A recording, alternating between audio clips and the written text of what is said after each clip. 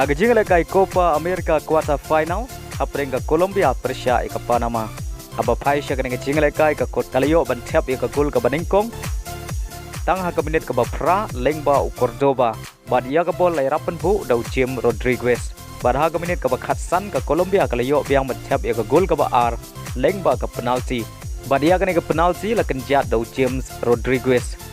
Bad ha ka minit ka ba South Freeway Luis Diaz ulayo ban tap ka gol ka ba lai. Nagamenta ka Colombia. Bad ia ka bol saisen lai rapan bu biang dau Liem Rodriguez. Bad kani ka dairu ka assist ka ba ar ka jong ha kani ka jingle kai.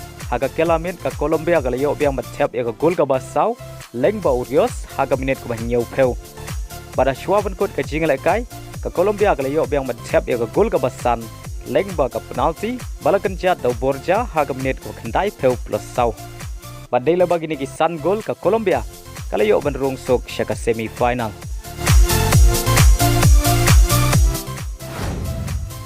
Hagaway par ka jingle kai quarter final hapring ka Brazil Persia ka Uruguay.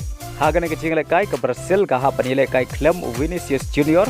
Namaru Khlem yo mi madan hagane ka jingle kai nagadaw ka jingle diang yellow card ka jongu haga jingle kai baladem. Haba pai siya ka jingle kai haga kela step kalong Maria Khaj haga ba baro artli ki kenhun ki Khlem la batin ki jar. Haduh bokot ka 90 minit bad ka additional time. Haga kela minit ka jingle kai ka nek kumju Henry Day haga minit ka ba nyau peu sau. Ka Uruguay ka hapanile kai satang si peungut adin bo player jongka Hernandez ule yo priang ya ka red card leng ba ka jingerap jongka VAR. Wala ka Uruguay ka hapanile kai satang si peungut Henry kirangile kai jongka Brazil ki Khlem la ban tap goal. Haduh bokot ka kendai peu minit bad san minit ka additional time. Balahap banra siya ka penalty shootout.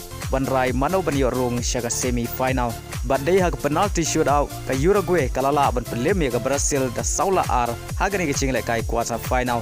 Baleng bagani ka jing job ka Uruguay kalayo ban rung siya ka semi-final.